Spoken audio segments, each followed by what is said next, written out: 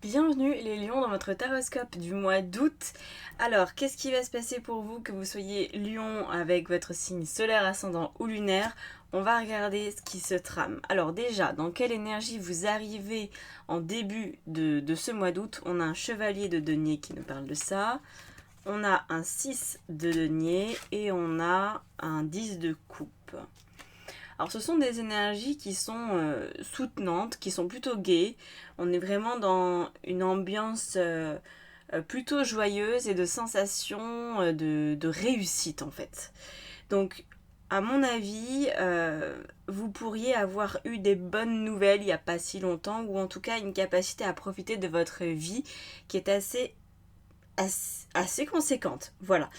On a à ce stade plutôt une énergie qui est très positive pour vous. Ah, on a une toute petite ombre au tableau.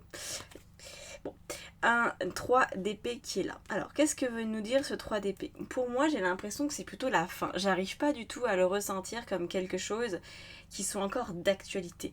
J'ai l'impression que vous avez mis fin à une forme d'incompréhension, à une forme de tristesse que vous portiez sur votre dos comme une espèce de boulet.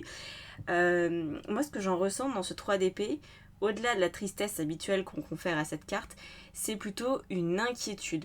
Une inquiétude qui est beaucoup plus petite ou qui a peut-être même carrément disparu.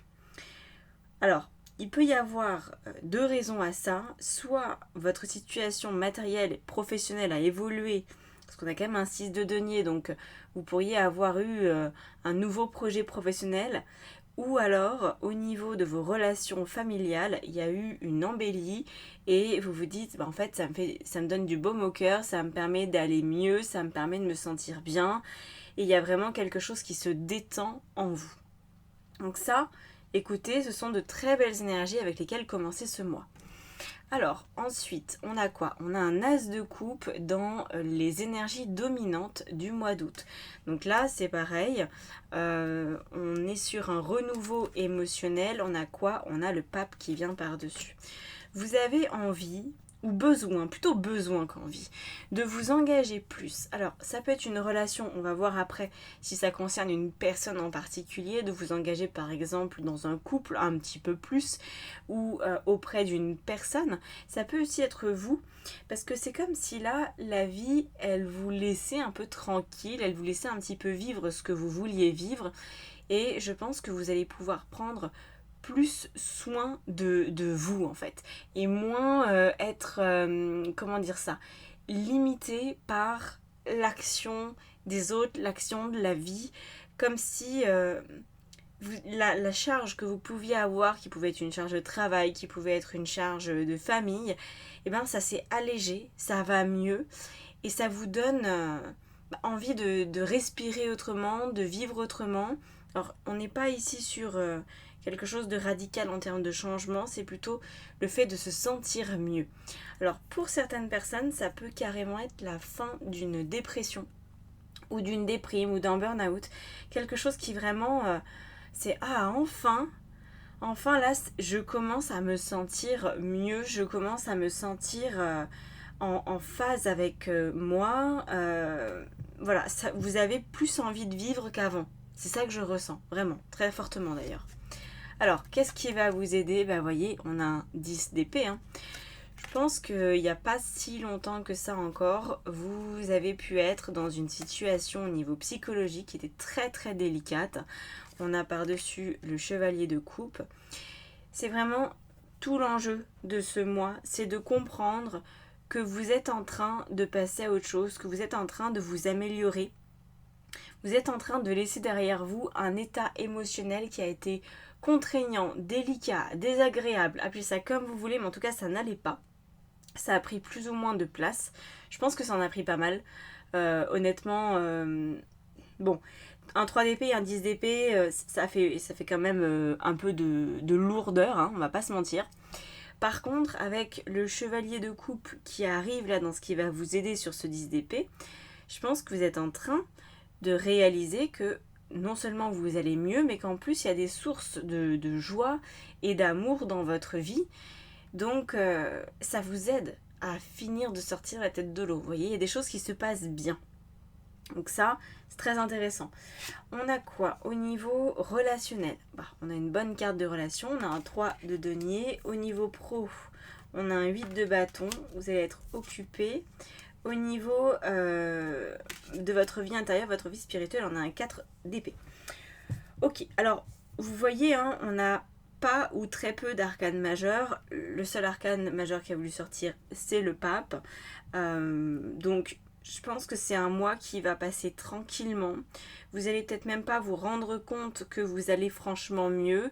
Peut-être à la fin qu'il peut se passer quelque chose, mais c'est comme si vous étiez en train de vous réapproprier votre vie, de fonctionner différemment et c'est pas si évident. Il y a une part de vous qui pourrait douter que c'est en train d'arriver ou vous pourriez vous dire ça va peut-être aller mieux là maintenant, mais qui dit que ça va être pareil dans 15 jours, dans un mois, dans 3 mois. Il y a une espèce de doute vis-à-vis de cette situation. Vous doutez qu'elle soit vraiment durable. Donc au niveau de vos relations, comme je disais, donc les relations amoureuses, les relations familiales, amicales, on a un 3 de denier, donc ça c'est très positif. Ça veut dire que vous êtes en droit d'obtenir et de demander aussi du soutien, un soutien matériel.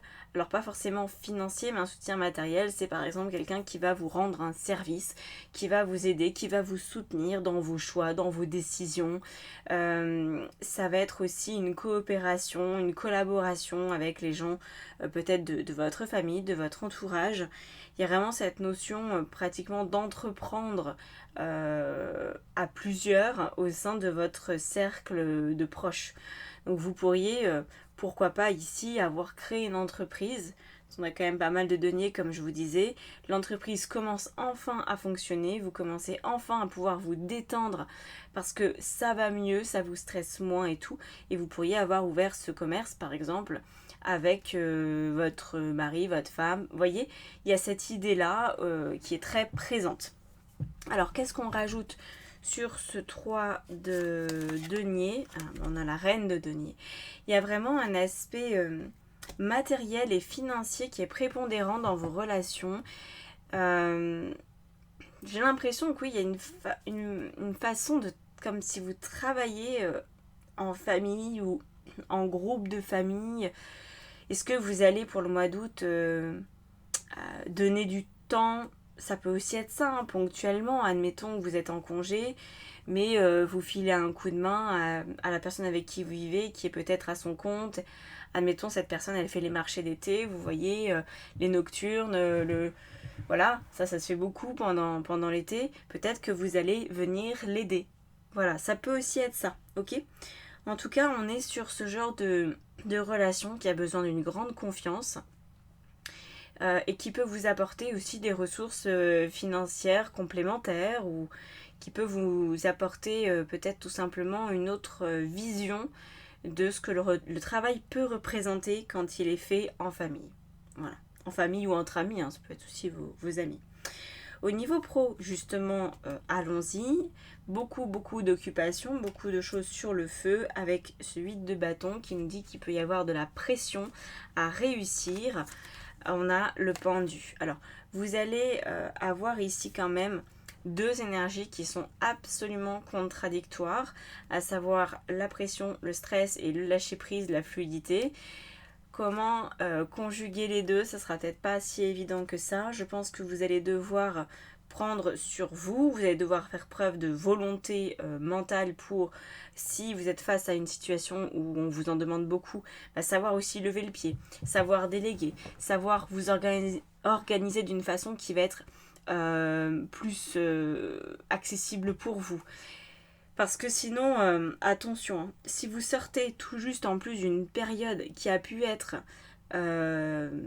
au niveau émotionnel assez intense, ne vous mettez pas cet élément en plus sur la tête, ne vous mettez pas une pression, parce que vous êtes peut-être encore un peu fragile. Moi, c'est ça que je ressens. Vous n'êtes pas forcément en capacité d'engager énormément d'actions et de tenir bon sur tout le mois d'août. J'ai vraiment l'impression qu'il faut trouver un équilibre, mettre un coup de boost quand c'est nécessaire, mais aussi savoir vous détendre et avoir le pied à la fois sur l'accélérateur et appuyer un peu sur le frein, vous voyez. Il y a vraiment besoin de trouver ce juste équilibre. Parce que n'oubliez pas, pour moi, vous avez encore un peu trop de fragilité. Voilà. Donc au niveau justement de votre vie intérieure, qu'est-ce qu'on a? On a un 4 d'épée qui nous dit bien que vous avez encore besoin de repos, même si les choses vont mieux. Elles ne sont pas complètement réglées. Vous avez besoin de vous retrouver, vous avez besoin de calme, vous avez besoin de tranquillité, vous avez peut-être envie d'aller au spa, de vous faire masser, de buller dans un bain de boue, d'aller dans un resto gastronomique, je sais pas ce dont vous pourriez avoir envie, mais en tout cas d'être coucouné ou de vous coucouner, ça semble important, avec l'as d'épée par-dessus. En fait, ça c'est crucial. Je pense que d'ailleurs je vais nommer la vidéo en fonction de cet élément-là, parce que vous allez mieux, vos projets avancent, vous avez le soutien nécessaire, les choses vraiment s'arrangent, mais vous n'allez pas pouvoir repartir dans cette nouvelle vie qui est en train de se manifester en ayant le même fonctionnement psychologique qu'avant. Si par exemple vous avez remarqué que votre burn-out, votre dépression, appelez ça comme vous voulez, votre moment de pas bien il y a quelques mois, c'était dû à une trop grande pression que vous mettiez, c'était dû à une difficulté à vous organiser, à de la procrastination, à que sais-je encore. Il y a mille et une raisons, vous savez certainement ce qui vous est arrivé et pourquoi. Eh bien, vous allez devoir changer ce fonctionnement en profondeur parce que sinon vous repartirez dans la même trajectoire, même si pour une fois ça a l'air de fonctionner. C'est-à-dire que pour une fois, ce projet-là, ce commerce potentiel, cette idée, elle prend son envol. Donc ça fonctionne, mais si vous continuez de fonctionner comme avant, ça va péricliter quand même. Voilà. C'est pas parce que ça semble aller mieux que ça va vraiment mieux. Donc là, c'est ce changement d'état d'esprit. Vous savez, ça c'est classique. C'est d'ailleurs la base du coaching, en tout cas celui que moi je fais. C'est-à-dire de considérer que notre état d'esprit définit notre manière de passer à l'action. Donc si vous avez une émotion et une pensée, c'est ça l'état d'esprit, c'est pas juste la pensée, c'est aussi l'émotion qui est en lien avec la pensée. Si vous avez un état d'esprit qui est du style il faut vraiment que je réussisse, c'est super important pour moi, et que l'émotion c'est le stress et la pression, vous allez droit au casse-pipe. Il faut vraiment apprendre à avoir un autre mindset selon votre situation qui doit être forcément plus positif, plus avenant. Voilà.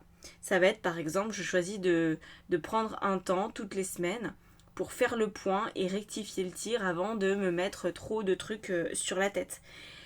Ça va être je me fais confiance pour écouter mon intuition quand elle me dit de lever le pied. À vous de trouver. Ou alors on voit ça en coaching. Mais il y a vraiment un besoin de rectifier la situation pour ne pas tomber dans des vieux schémas, des vieux travers qui, dans le passé, vous ont carrément desservi et vous n'avez plus envie d'y aller. Mais attention, parce que vous n'avez, à mon avis, pas suffisamment fait évoluer votre état d'esprit et vous risquez, si vous n'y prenez pas garde, de retomber dedans. Voilà. L'herbe n'est jamais plus verte ailleurs. Il y a des gens qui vont fuir leur vie, qui vont vouloir tout changer en se disant parce que je change de métier, parce que je change de lieu de vie, parce que je change mes relations, alors je vais régler mon problème. Non, les problèmes on les porte en soi. Et ça, je pense que vous l'avez pigé. Mais encore faut-il inverser la vapeur, vous voyez ? Alors, oh c'est bien, on est sur un 7 de denier à la fin du mois, donc ça c'est positif. Pourquoi ? Pour une raison assez simple, on a le jugement, vous voyez, sur ce 7 de denier, vous allez avoir la possibilité de vous réveiller et de comprendre ce qui va porter ses fruits et ce qui va au contraire à nouveau peut-être vous saboter. Donc on voit bien ici que le 7 de denier, c'est une carte de travail. C'est une carte d'une personne qui veut vraiment que les choses fonctionnent, qui ne met pas forcément tous ses œufs dans le même panier d'ailleurs, et qui veille au grain. C'est une personne qui a semé plusieurs graines. Peut-être vous avez un ou deux projets, je ne sais pas, mais en tout cas, vous couvez ce truc comme du lait sur le feu. Vous voulez pas que ça vous échappe. Vous voulez pas manquer une étape. Vous voulez pas faire un truc de travers. Et par rapport à ça, vous allez comprendre ce qui doit fonctionner. Ce qui est vraiment essentiel. Le jugement, c'est ici, ça va être vécu, je pense, comme une espèce de déclic. Vous allez vous dire, ça y est, j'ai compris ce que je dois vraiment regarder, les indicateurs en fait importants. Par exemple, si vous avez remarqué que les moments de pas bien, les gros coups de mou, ça commence avec une douleur dans le dos. Bon, vous savez, c'est une douleur précise. Bon, quand vous commencez à ressentir ce truc, vous savez que vous devez lâcher. Vous savez que vous ne pouvez pas continuer comme ça, qu'il faut revoir votre copie. Il faut avoir identifié ces indicateurs-là. Vous n'aurez pas le choix. Quand, par exemple, vous ressentez une trop grande frustration, une forme de colère, de la désillusion, quand vous vous agacez pour un rien, chacun va avoir sa façon d'être dans ce qu'on appelle traditionnellement le non-soi. Quand on cesse de s'écouter, quand on cesse de vivre sa vie en fonction de son intuition, on va ressentir tous ces trucs désagréables parce qu'en fait on est désaligné. Et là, vous allez piger les critères que vous pouvez lister. Moi, je vous encourage vraiment à faire ça pour ne pas être pris au dépourvu. Donc, listez les moments où vous savez que si vous continuez, ça va à la catastrophe. Et puis, surtout, listez les solutions.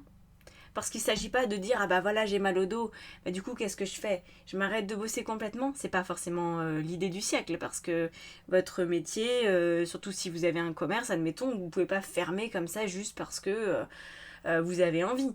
Mais peut-être qu'en amont, vous comprenez que c'est par exemple un coup de fil avec un de vos fournisseurs qui vous a mis en rogne et donc ça vous a déclenché votre maux de dos et tatata et tatata. Et si vous bossez sur votre émotionnel et sur votre sens de la diplomatie, ça va passer en fait. Vous voyez?